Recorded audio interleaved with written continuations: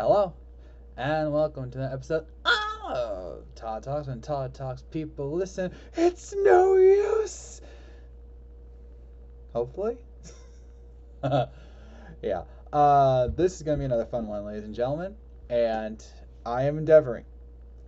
I'm trying really hard to win this one.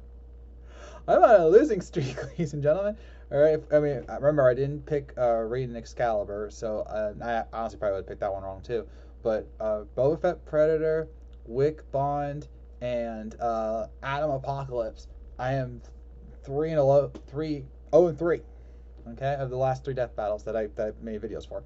So I really need to get this one right, and of course they throw like the most complicated death battle possible with Xeno Trunks versus Archie Sonic. Now, I fully admit that if you watch my reaction video to Black Adam versus Apocalypse, I inaccurately said that this is going to be the anime versus the video game. That's not true because they literally put in like the last possible second. They said Xenoverse Trunks versus or Dragon Ball Heroes versus Archie Sonic. So this is the anime manga version of Dragon Ball Heroes / Xenoverse versus the comic book Archie Sonic. That's entirely different because the video game the video game Silver has like almost no lore, and in Archie comics, because it's Archie comics, they have done a whole bunch of stuff that puts Silver on a whole other level. Meanwhile, Dragon Ball Heroes and / Xenoverse, they've made it to where Trunks is not only, I don't want to say more important because he's Trunks, but more prominent in the entire storyline by making him basically a main character, and I'll get to it, and boosting his power even further from there. So this is the best version of Trunks versus the best version of Silver. Got it? Okay. So I have now to try and break them all down. You might remember when we did Wally West versus Archie Sonic. It broke my brain. Like I seriously broke trying to understand those two characters. And these ones aren't much better. I found out who I'm picking by accident. By accident. You're welcome. All right. So starting off with Dragon Ball Heroes / Xenoverse Trunks, aka Xeno Trunks. So here's how this all breaks down. The Trunks the future Trunks that you know from the original Dragon Ball Z anime and technically Dragon Ball Super, I'll get to that, is accurate. Okay, he's from the future timeline where the Android 17 and 18 were victorious because Goku died because of his heart condition, and no one was strong enough to stop them. And Gohan died, Vegeta died, like the whole timeline was screwed. So Bulma and Trunks were the only ones left, basically, of the Z fighters. And so they made a time machine so that Trunks could go back, save Goku, and stop the androids. As we all know, the various events went on. Androids, Cell Saga, etc., etc. And Trunks was able to save his future, more or less, and go back safe and sound. Or did he? Because it was here that he met the goddess of time known as Cronoa. And I do apologize for the record if I screw up some of these names across both, because some of them have very similar titles. Anyway, he met Cronoa, who is the goddess of time across the Xenoverse, like the entire multiverse. So she was not happy with what Trunks had done and decided to basically arrest him for his time crimes, except things, of course, naturally got very complicated, and he became part of the Time Corps, where he would go to the various multiverses and Xenoverses to ensure that the timelines were correct.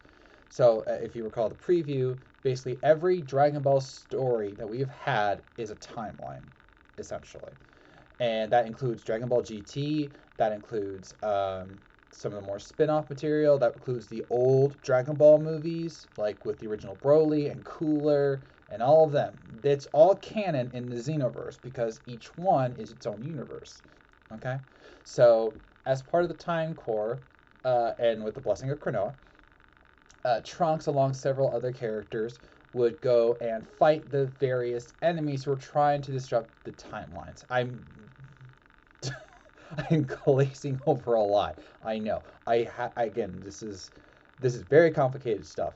It really, really is. Including characters and dark versions, and uh, Bardock was like one of the first one of the first beings that Trunks fought, even though Bardock is Bardock. Anyway, he's the Masked Saiyan. Oh, don't get me started on the Worlds Collide video game version where Trunks becomes the Great Saiyaman 3, which means there was a Great Saiyaman 2. I'm not getting into it. Um, so, regardless, can you tell us this is going to be fun? So Trunks started to travel around the multiverse through the blessing of Cronoa and his own abilities, and had to fight basically darkness infused versions of classic Dragon Ball characters. He fought Dark Frieza, Dark Majin Buu, Dark Cell. He fought fused versions of it. He even fused with his own father at one point to go and defeat some of the demons, because these minions came out and revived the demon god Mecha Kubara. His names are nuts. Also, there's a character called Poutine and Gravy. I mean, I get it, food references, but like, come on, man. Let's change it up a little. So, anyway, Trunks has had to go over and defeat all of these characters to maintain the various timelines, and it was not easy. Mecha Kubara, for example, at one point in time had every demon god fused with him, and he had the power of, quote, total darkness. Ooh. And this led to a whole bunch of other battles. And throughout the Xenoverse, Dragon Ball Heroes and Dragon Ball Xenoverse video games, because they're all canon to one another in this context, Trunks has had to find all sorts of allies. He's had to fight all sorts of enemies. He even had to fight a version of Gohan called the Future Warrior of Black in a tournament. In that version, Gohan lived in the android future where he was supposed to die, but instead they killed Trunks and everyone else. And so he joined this villain. I can't remember his name, but he joined this villain who had empowered him and even controlled him a little bit, so that he could check the true timeline, destroying entire histories, so that his timeline where he and the others lived could happen. So basically the main Dragon Ball Z timeline. But it wasn't that, obviously. And Trunks actually had to defeat Gohan to do so, and that was not an easy feat at all, obviously. So, in terms of power, again, I'm heavily glossing over many of the storylines because it's interweaving and it's complicated, and I don't really want to talk about it. I'm also 8 minutes in. The timer's right here.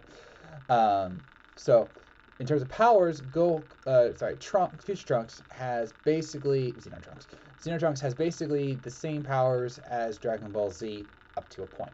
He can go up to Super Saiyan 3, and he has a whole bunch of various key attacks, including ones they're just standard key attacks. There's his Burning Slash, which he powers his sword with ki, and so on and so forth. But then in Dragon Ball Heroes, he also becomes a Super Saiyan God. I've got to say this very, very clearly. He is only a Super Saiyan God. All right, he's not become Super Saiyan God Blue, God Blue form, or Blue Evolved, or Ultra Instinct, or Ultra Ego, or Beast Gohan. That one's canon, and so on and so forth. He's not obtained that next level, but he's still a Super Saiyan God, which, as Death Battle loves to note now, like every Dragon Ball video they do, Super Saiyan God Goku, when he fought Beerus, did the shockwaves that could have destroyed a universe 13 times over or something like that. And that was like in his first fight. Obviously, he got stronger from there, and it specifically stated that once Trunks got Super Saiyan God form, he trained with Goku for 6 straight version of Goku, Xeno Goku, for 6 straight months, and this allowed him to defeat a villain that he used to have trouble with in a single blast. Yeah, it's awesome.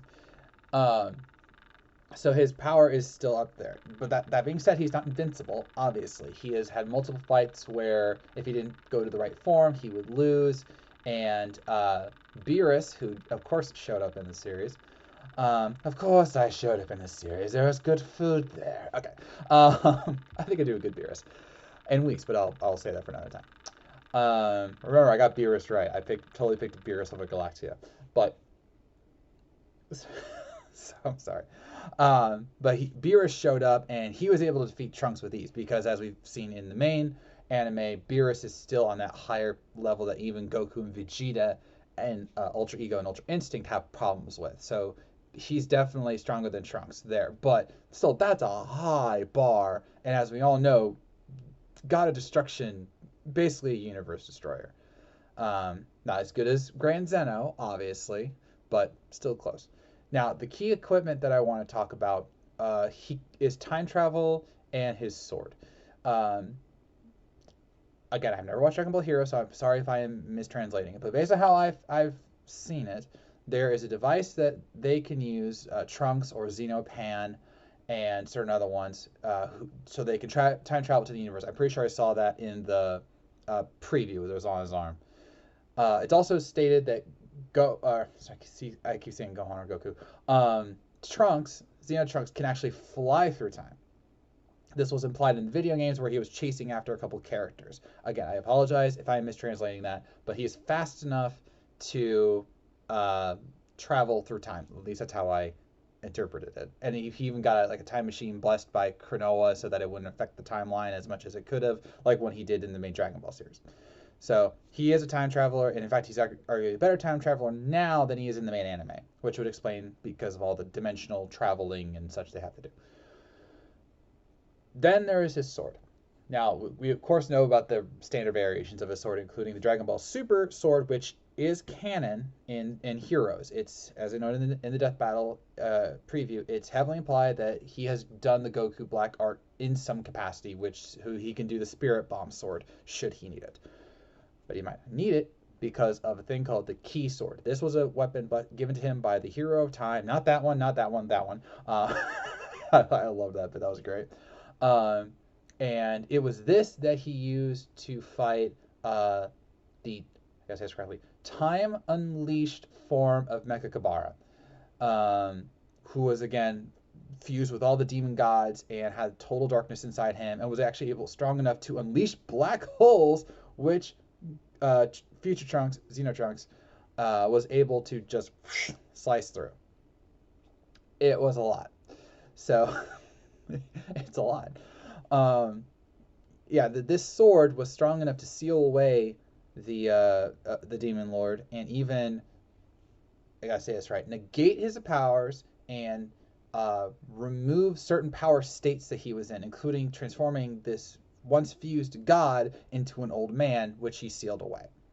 Just the sword did that. Now, this sword at the time was in its awakened state, which had the power of a god, a demon, time, and darkness. So, no, sorry, a light, god, darkness, and time. Right. So it had to be blessed by Cronoa and other gods and other beings to do this. But once it was in awakened state, it was able to defeat Mechakabara, and it was Trunks that did that. Also, in a side story, Bardock used that same sword to defeat an enraged Broly from another timeline. So, incredibly powerful. So, yeah, this version of Trunks is leagues above what he is at the end of Dragon Ball Z or Dragon Ball Super, and that makes it all the cooler. I honestly kind of want to watch this anime now, except I'm afraid it's going to scramble my brain even more than other animes have. So, I'm good for now. All right, next up we go to Archie Silver. And again, this is the comics version of Silver. Yes, after the Genesis wave. Don't get me started. He was able, the timelines were mixed so that he was very much like his Sonic 06 counterpart. Why they would do that, I don't know. But here we go. Mobius in the future, about 200 years into the future of Sonic the Hedgehog. The entire world is basically a massive disaster. Like, it's bad, okay? It's bad. And Silver is the apprentice of Mammoth Mogul, who is one of the, heads of chaos and time and such. And as such, Mogul, trained Silver to be a knight of Kronos and save time and space and their reality. So that's obviously easier said than done. And it was eventually revealed to them that there was a traitor in the Sonic timeline. Remember the Archie Comics Sonic timeline, where there was a traitor in the Not Whole Freedom Fighters, and that betrayal was going to set in the events that would turn Mobius into a wasteland. So Silver vowed to go and stop that. The problem was that they didn't know who the traitor was. It was never revealed to them because that would make things easy, obviously. But that still didn't stop Silver from going back in time multiple times in order to try and save his time. He's basically, like the Archie version of Cable or Bishop. So remember Bishop from X-Men 90 whatever. That was a great show. But so Silver, as a hedgehog and as a hedgehog in this universe, obviously has a bunch of abilities, and those abilities would help him in the battles to come because as he traveled back in time, he made multiple attempts to find the traitor, expose them, and right the ship. But to do that, he would have to fight various beings across multiple dimensions, including fighting Sonic the Hedgehog himself multiple times and getting his freaking butt whipped.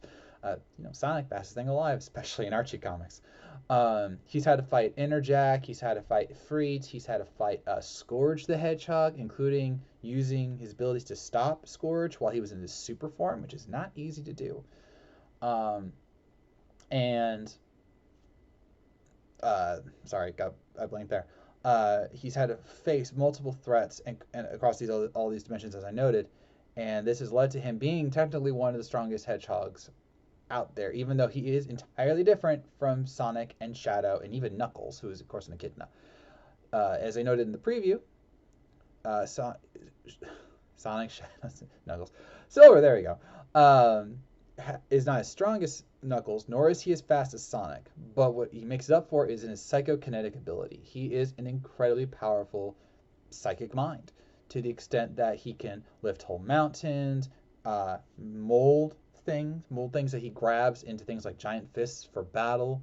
So basically, he can make constructs with whatever materials he has on him.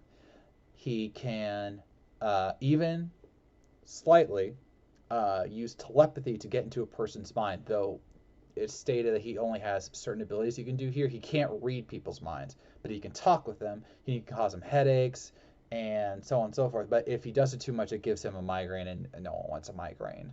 No one wants a migraine. Uh, so there's that.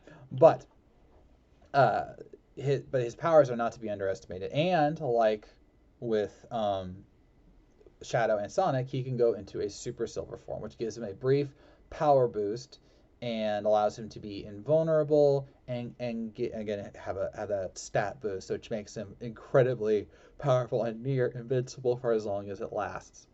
And like other characters in the show, or sorry, in the comics, he can restore his energy via rings, and he has a warp ring, which is his one-stop shop to go into any dimension he wants, and he even uses it within quick succession to one another. So, for example, in the initial arc of his, he would go and he used the ring to jump back in time.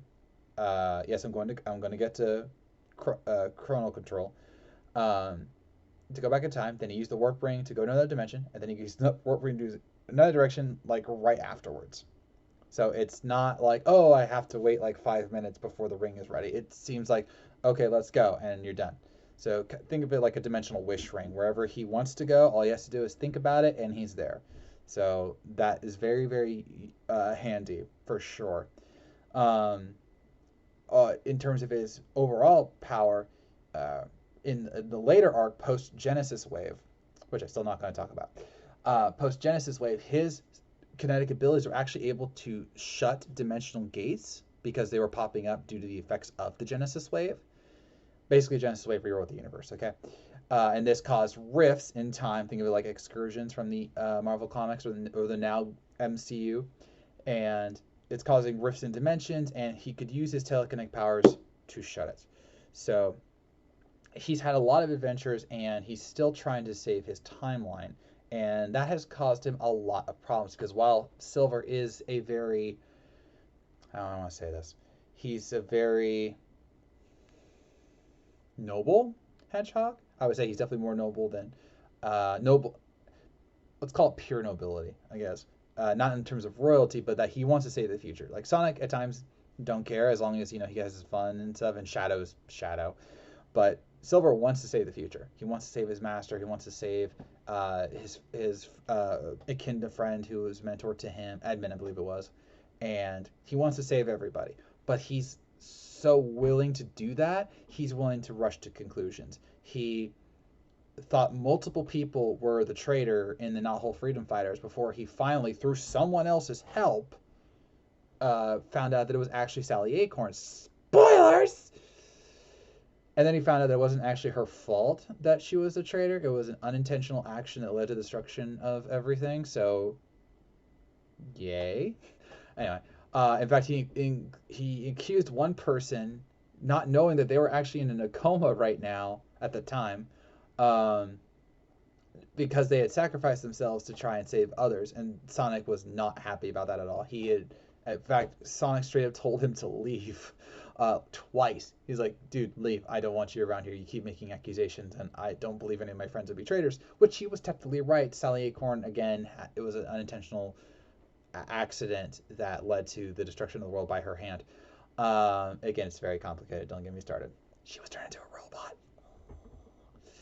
So, but yeah, Silver is not the brightest, but he is willing to admit when he is wrong. He's willing to ask for help, and he, again, his power usually allows him to cover up his mistakes, and his power is not to be underestimated. He is incredibly powerful with that psychokinesis of his.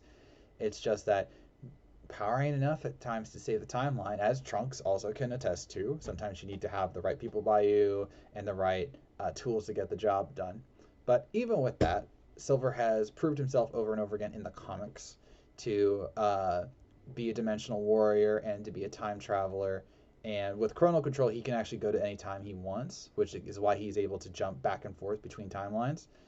And he's actually, not unlike the Reverse Flash, become so adept at time travel that he's actually unstuck from time. So anything he does technically won't affect him in the future. It'll affect the future, but it won't affect him. So he's a living paradox, basically.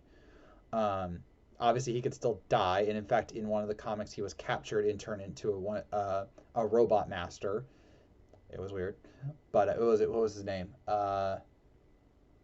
Silverman. Silverman. All right. So, but still, Silver Sonic. There's a name, Silver Sonic. Silver is incredibly powerful, incredibly fast, and incredibly willing to do what it takes to, save the timeline. Whether he actually does that or not is, well, that's up to the writers now, isn't it? All right, so I do apologize for that one seeming a little bit shorter than Trunks. There honestly just wasn't much to talk about, and I'm not getting into Genesis Wave at all.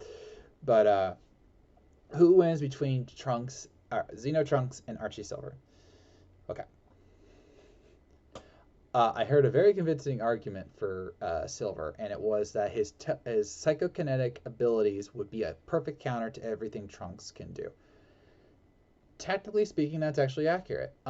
Silver, with his psychokinesis, has been repeatedly shown to deflect energy attacks, redirect them, and even hold incredibly powerful beings like Scourge, Ifrit, and even Enerjack, I think at one time, within his powers.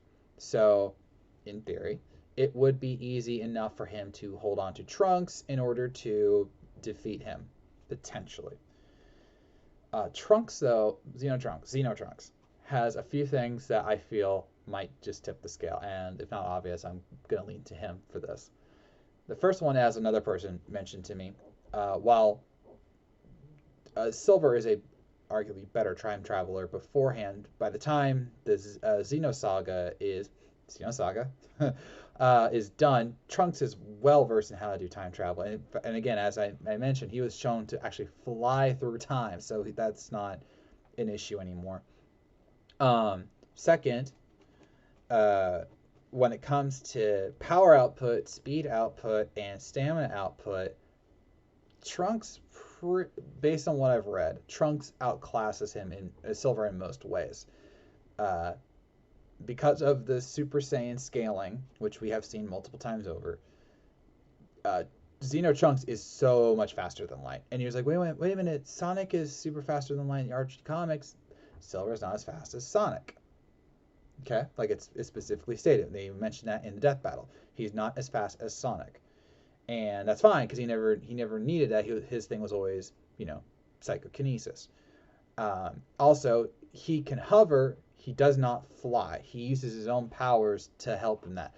Trunks has natural flight via ki, and that doesn't go away, and he doesn't have to like super focus to do that. They just do it. Okay, like watch Dragon Ball, they fly all the freaking time.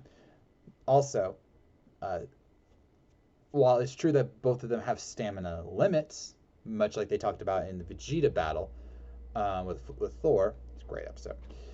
Um, Silver can overtax his powers more easily.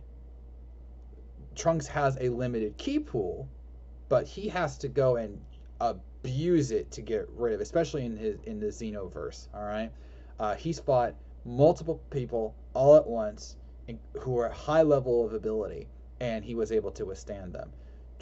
Silver has done various things with his abilities, but he's actually fled more times than not from overwhelming numbers. And as I mentioned, he got captured and turned into a robot. That's kind of bad. But even if, and I know I've missed stuff from Archie comics, especially stuff with the Genesis Wave, where he's allegedly fought someone who can, change the entire universe. Uh, Again, I didn't see that, and for whatever reason, the wiki didn't really talk about the Genesis Wave, and I wasn't going to look it up. So, yes, I'm lazy! No, I just know that it's some really wacky stuff, and that's when they combined the Sonic and Mega Man universes, and the only reason that the universe rewritten wasn't done was because of Super Sonic and Super Mega Man. No, not getting into it. And yes, Super Silver obviously would be a big help to him, but that's also a time limit which Trunks could overcome, in theory. And the biggest thing, actually, if we're being honest here, the biggest thing that Trunks would have to worry about is the warp ring. Because in theory, Silver could just warp Trunks to another dimension and leave him there. But Trunks does dimension hopping all the time, especially if he does have that indeed that handheld time device dimension, or just flying through time and space, which he's done. So debatable. The thing I teased at the beginning is the thing that I found that I believe tips the scale is the key sword. When I looked at the first wiki for the key sword that I found, it didn't really give a lot of information on it. Then I found another wiki for the key sword, and it said a lot. All right, not the least of which is that with this sword, especially in its awakened state, it has the power to slice through time, negate abilities, seal people away, and basically nullify all attacks within its range. And remember, Trunks is one of only two people to use it in its awakened form, the other being Bardock, who used it against a super berserker Broly. And we all know how powerful Broly is. So, in theory, if I'm reading this right, the key sword is the ultimate trump card because it would make it so Silver's abilities do not work. It would make it so it's actually stated that it gives probability effects to Trunks so that his attacks are more likely to hit, and he can seal Silver away or depower him. So, for example, it depowered the what was it? The time fused. No, it's time broken. It doesn't remember. The demon guy that I mentioned earlier. It took away his powers in that form. It cut through a dimensional void and opened a dimensional portal for his Trunks' allies to go through. And it sealed away a demon god and actually transformed him from a super being into an old man so he could be sealed away. So that means that in theory, it could take away the super silver forms and make his psychokinesis completely irrelevant. Just because the innate power, and it's passive, it's not an active ability, it's a passive ability. If you are within its range, it can negate your powers and abilities, which Trunks did against Mechakabara. So that sword alone is enough to potentially beat Silver, matched with Trunks' speed, his strength, his experience, especially after when you include Dragon Ball Heroes. He has more experience fighting more deadly foes, and in my opinion, more deadly foes, and He's not going to be phased by psychokinesis or time travel or dimensional warping. This is what he does. So when you put that all together, I think Xenotrunks is going to win this. I so pray I'm right. Like, seriously, can I just get a win here? I'm trying so hard. All right, but yes, I'm picking Xenotrunks to overcome Archie Silver. And with that, I'm ending this episode of Todd Talk. Who do you think is going to win in this battle of time travelers? Let me know in the comments below. So, I thank you for watching. If you made this far, I know you were listening, and I'll see you around.